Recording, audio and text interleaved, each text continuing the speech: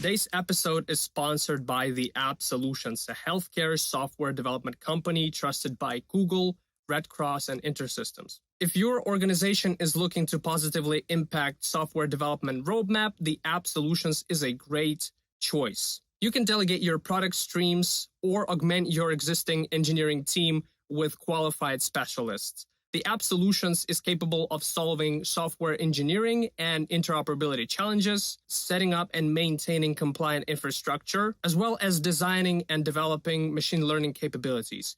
If you're interested in learning how the App Solutions might add value to your business, click the link in the description below, mention the Care Minds podcast, and get a free project health check assessment.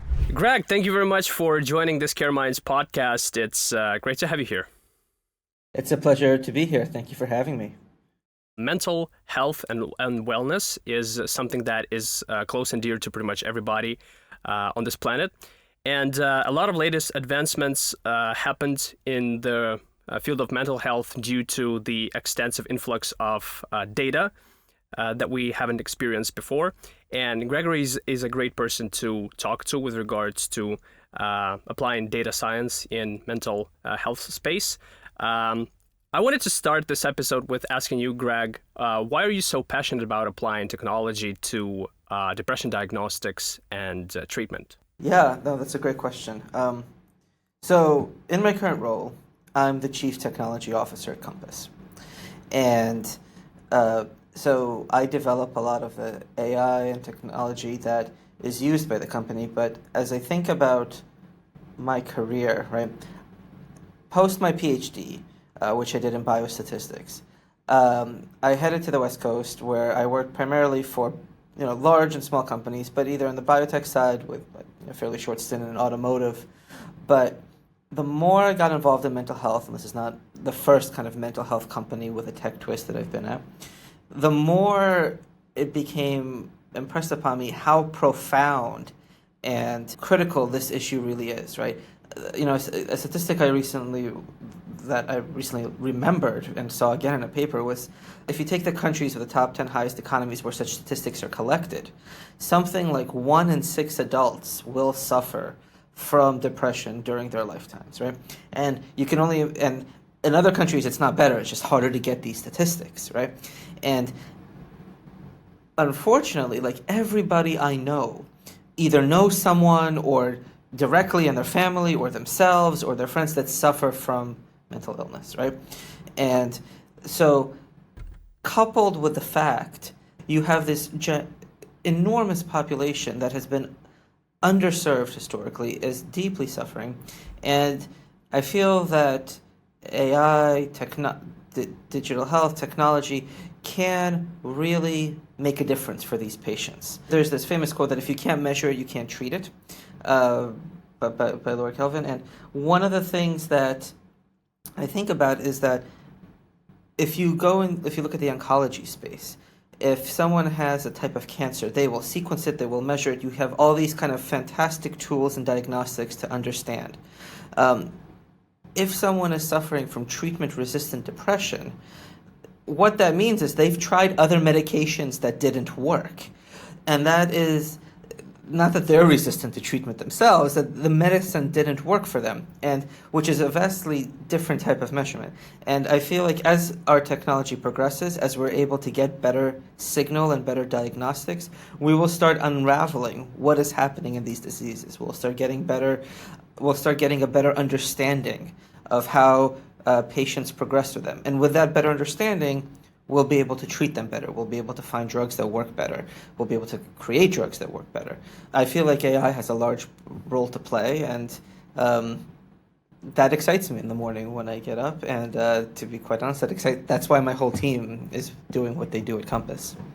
And that is also why we were super excited to invite you and talk about this in today's episode. And I wanted to ask you a follow-up question. Treatment-resistant depression is a thing. The application of the technology in order to leverage the ability of people to diagnose it and come up with different, more efficient protocols in medicine is pretty much a necessity. I wanted to ask you, how does that specifically look for Compass, the role of technology in helping facilitating this process and helping patient get the better outcomes and the ever needed treatment that he was so desperately looking for? So let's start with a little bit of background, right? So Compass is developing a medicine for treatment-resistant depression as it's for that indication.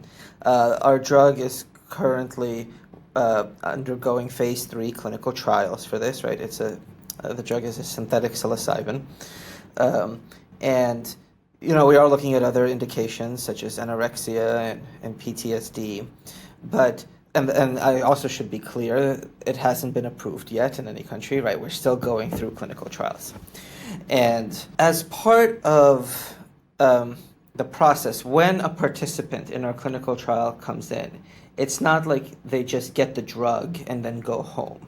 There's an entire sequence of steps that happens.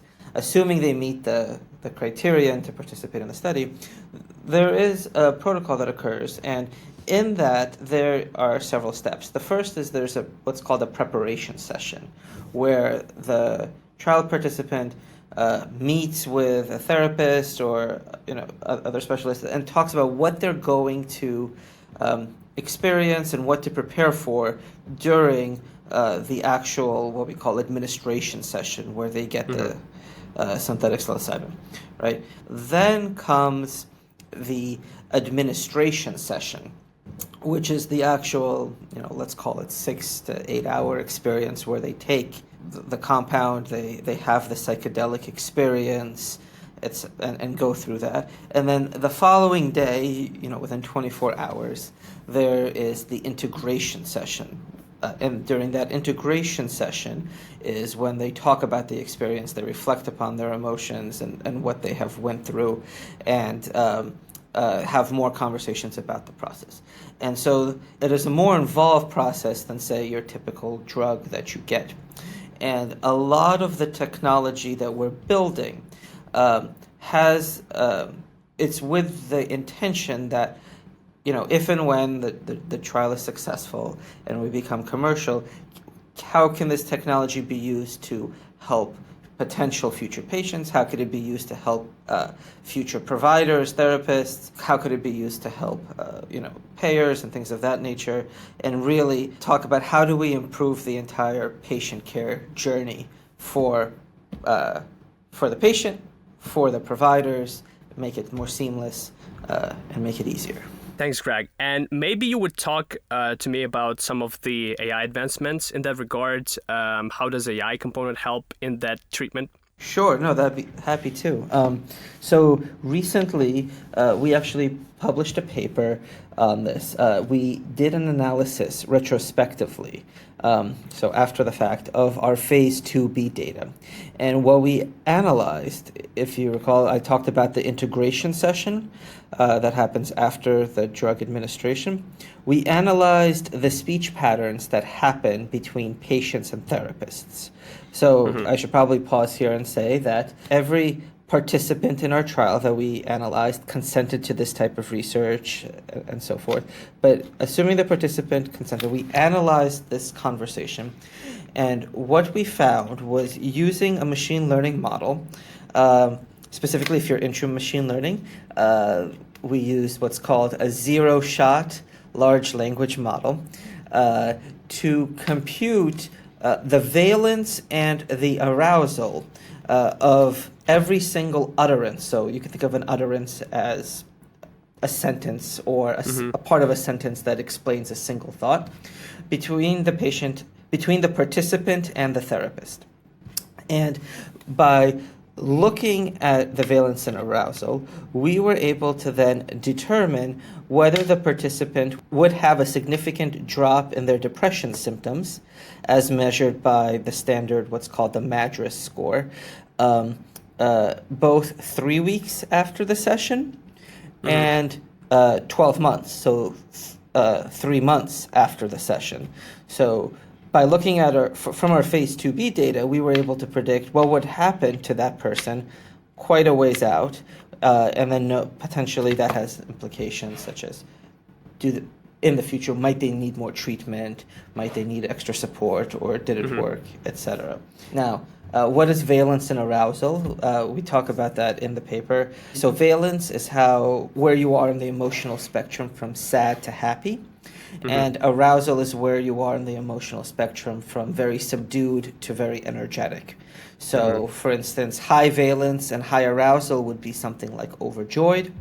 Low valence, high arousal would be something like terrified, right? And you could imagine this 4-point quadrant as you go on both axes, up and down, left and right.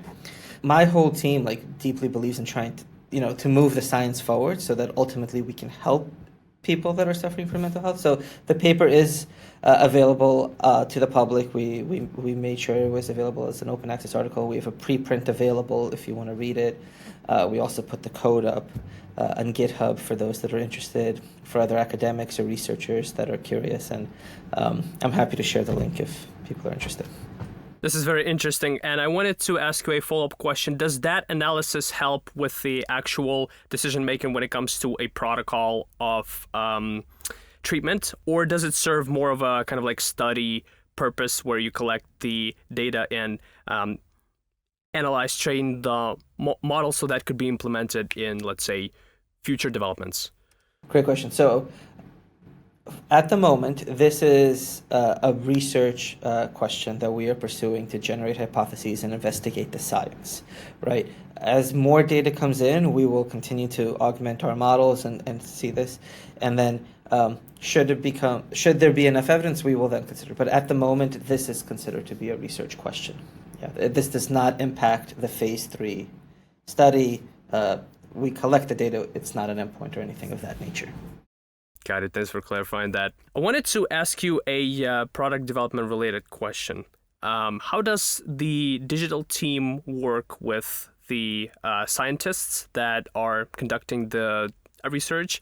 And how do you achieve that kind of singularity of understanding and viewing the problem at the same angle, and therefore resulting in a more effective decision making when it comes to output the digital product? So this, I think, is one of the most kind of unique and fantastic aspects of working at Compass, right?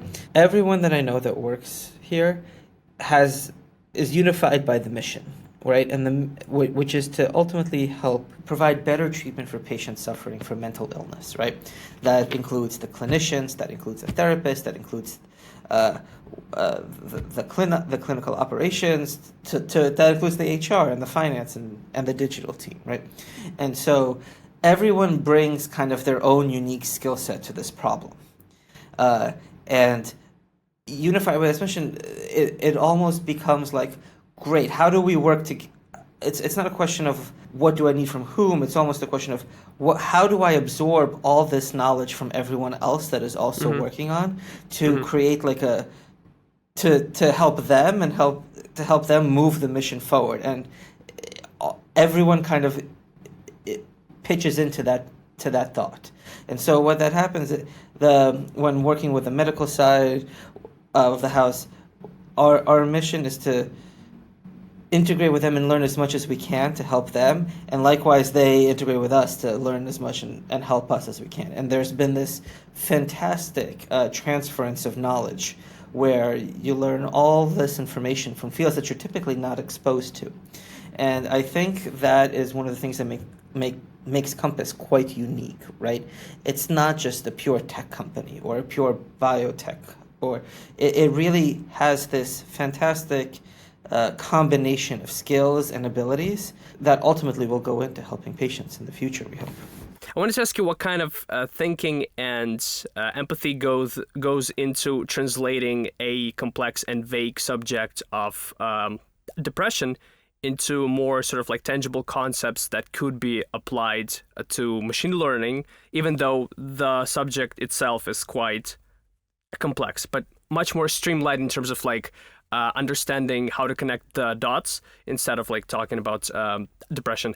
How does that kind of communication happens? So I think that's actually one of the really unique challenges of machine learning, right? If I look at machine learning and AI in general, if I take a topic like self-driving cars or image recognition, which is a very classic one, or natural or language generation, image recognition is a very, in some ways, concrete problem. You have a set of images, and then you want to decide, is this a dog or a cat or ice cream or house? And you know what the correct answer is. In mental health, if you take depression, there's what's called the MADRS score, right? And the MADRS score is a very common measure of this. It's I believe it's called the Montgomery-Asberg Depression Rating Scale. That's what MADRS stands for. And it's a series of questions that a physician or a therapist might ask a patient to understand their level of depression, from none to mild to moderate to severe. And one can imagine that because it's being asked, and it's questions like how are you feeling, your sleep, etc., it could be quite a subjective answer. And it could be subjective by both the patient's memory of the events of what happened during the past few days, and it could be also like if the subjective based upon the clinician's application of the exam, right? It's not like a radiological x-ray where it's just an absolute image. And so that gets back to this hard measurement problem, right? And unfortunately, in the past, all we had were these rating scales, and they've been developed by very smart people that have tried for a long time, and they are effective. But I think what AI and machine learning will bring to this is potentially a more objective measure that can be used and will help cut out some of the subjectivity that comes from these kind of human-delivered scales. Now, this is still to be verified, right? This is an open exploration question. But in the paper that I talked about recently, right, we analyzed, using a machine learning model, the speech patterns that was happening between the participant in our trial and the therapist, right? And if you ran that exact same transcript of the dialogue through the machine learning model, you would get the same result, right? The number, the valence and arousal scores for every single utterance would be identical. And given that language is a very kind of direct connection to how the person is doing in some ways, that holds the promise of a far more objective measure in the future, right? Because you could record it, pass it through the machine learning model, and you can do this importantly at scale, right? You can do this very quickly for thousands, for hundreds, for millions of people, maybe not instantly, but within minutes, right? With enough computing power. I am hopeful that the application of these technologies, specifically the better measurement, will lead to improvements into how we treat the disease. And that has happened in other fields of study, right? So if you take, for instance, oncology, right? As genetic sequencing came along, as improved x-rays and radiology came along, that we were able to treat more and more of different types of various cancers because the cancers themselves became different, right? It was no longer just skin cancer. It was what type of skin cancer, what were the genetic impact. It wasn't just breast cancer. Was it BRCA1 or BRCA2 positive? Is it HER1 or HER2 positive? And all these factors started taken into account. I am hopeful that as we get better measurement in mental health care, the same type of transformation, the same type of road to more precision medicine will be followed. And I'm hopeful that AI will do it. Awesome. Greg, pretty interesting insights. And you've mentioned a big part of collecting that data and contributing to that process of objectification of understanding what a depression is for each human being. That comes with the consent of that person sharing that data. I wanted to touch base with you with regards to how does Compass mitigate the some of the data concerns that people might have if they would like to consent and share that information with Compass. Yeah, fantastic question. So first off, let me say that right off the top, that the goal of everyone at Compass is to help individuals suffering from mental health care. And that is obviously true for my teams as well. So for participants in our trials that consent to this type of research, we take a variety of steps to make sure that they are completely protected. The data is always encrypted. It follows all sort of GDPR guidelines. Participants can always ask us to delete their data if they want from the transcripts or does not even consent. But it's also important to note that the systems and tools that we are developing from an AI point of view, we are developing from the outset to help participants with the minimal amount of information that we need. So, for instance, when that dialogue is recorded, we immediately strip out any sort of identifiable information, think numbers, phones, birthdays, etc. And the research that I talked to you about valence, arousal, trying to understand on our phase 2b data whether the participant would ultimately have a reduction in symptoms, that occurs on the transcript of the session, not on the actual dialogue of it. So we don't even analyze the person's voice or how they sound. For that type of research, we looked at those features, and not even the voice, things like frequency or pitch, something that might not even identify a unique individual. But the signals that we found of valence were from the transcript itself. So there's a great amount of information to be had just from the text-based information, with all sort of identifying information stripped out. And every process, every kind of algorithm that we develop at Compass and we think about,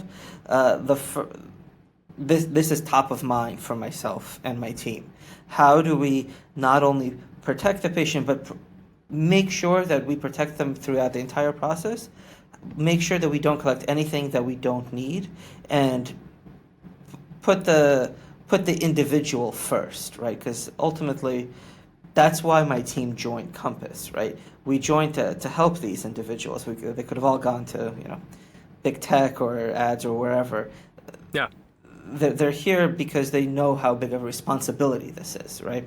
And to be honest, it's a heartwarming reason to come in every single morning. Great answer.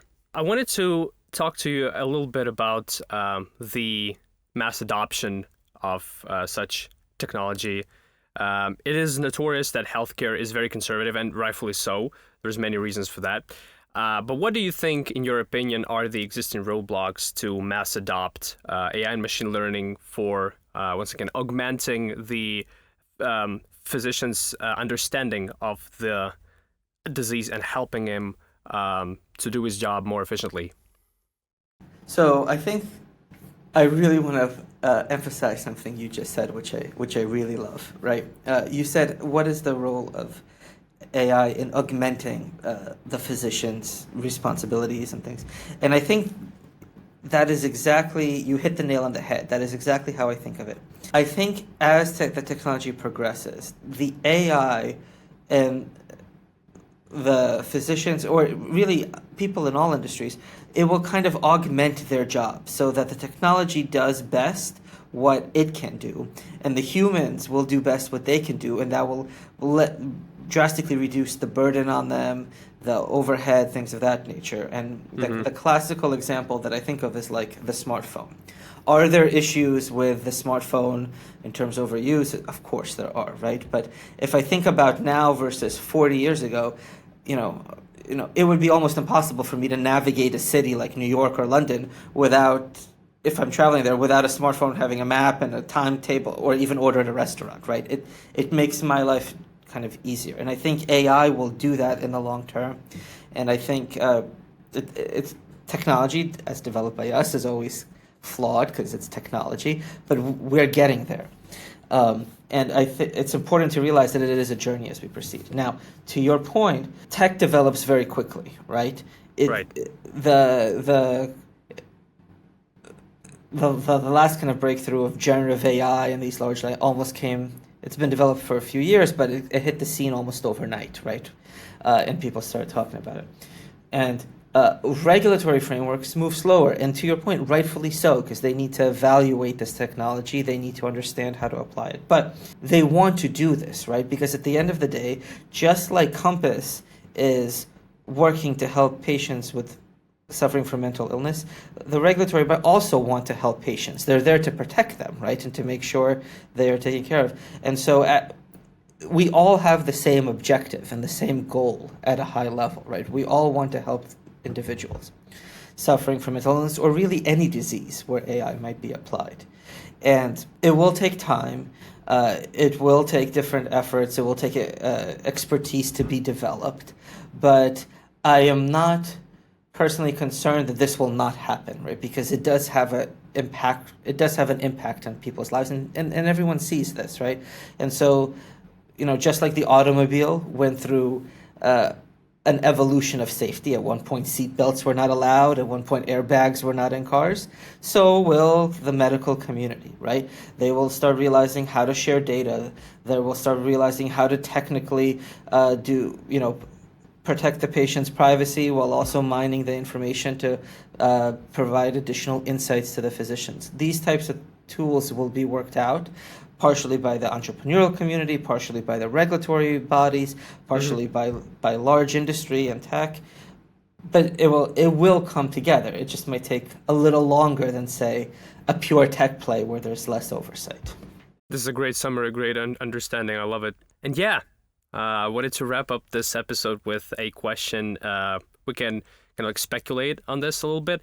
How do you view the future of healthcare augmented with AI? And maybe we can narrow it down to just the mental health space.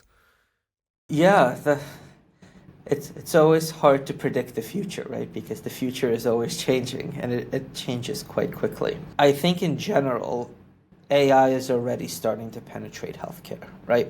There's all sorts of work in understanding images regarding brain bleeds and how do we treat them faster, to understanding pathology slides, to glucose monitoring, and all of this sort of work. So digital tools, let's say more broadly than just AI, but digital tools, I would say, are here to some extent, right? In some ways, very good. I think doctors are interested in these tools if it helps them do their job better. If it whether it better diagnose them, whether it's better treat them, or whether it's to reduce just the burden on them because they're also terribly overworked, right? There's a vast amount of patients, there's not enough doctors, and they have a huge workload. So they are hungry for such tools. I think potentially different fields might be slightly further along the path than others in terms of personalized medicine and how much kind of how much machine learning, but really kind of advanced statistics, coding, etc., is used. But they're all striving to go in that direction because essentially the tools reduce that burden of care, right? Which is key. Mental health care is also going in that direction. I think there are a ton of opportunities in mental health care for improvement. I talked about some, such as measurement and understanding. I think mental health care there's still a tremendous amount of research to be done just in the disease itself. How do we better understand treatment-resistant depression? Is it actually a plethora of diseases? Is it a bunch of them that until now we couldn't tease them apart in much the same way you couldn't tease apart different types of skin cancer, say, 50 years ago? So for anyone listening that is thinking, like, is there still research to be done? And if you're young researchers, please, there is, and we would welcome, the more people that are thinking about this, the better. That's a great calling. But I think as we get better measurement, as we get better tools, as we get more data, and the algorithms are better able to find novel patterns, the insights that these algorithms generate will provide a fantastic tool for physicians and care providers of what is happening to the patient. And they will be able to see this information and then make better treatment decisions, better treatment predictions. And ultimately that translates to better care, lives saved, reduced costs, reduced burden and burnout on the physicians, and the entire system will improve, right? That has been the overarching story of tech, I think, in general as a whole. There are downsides, right? But I think no one, if you look back 200 years ago, no one would say, yeah, we provide worse care now than we did 200 years ago. And that has been fundamentally from the pursuit of technology, which is just the field of science in my mind. Greg, thank you very much for being a part of this Care Minds podcast episode. I've had so much fun. It's been a pleasure being on. Thank you for having me. It's been great. Thank you very much for watching this Care Minds podcast episode with Greg Ryslik, Chief Technology Officer of Compass Pathways. Hit the like button if you like this episode. Check out more episodes on our Care Minds YouTube channel. Please consider subscribing and hitting the bell notification. This helps the channel to produce more content like this. Hope this was insightful, and until next time.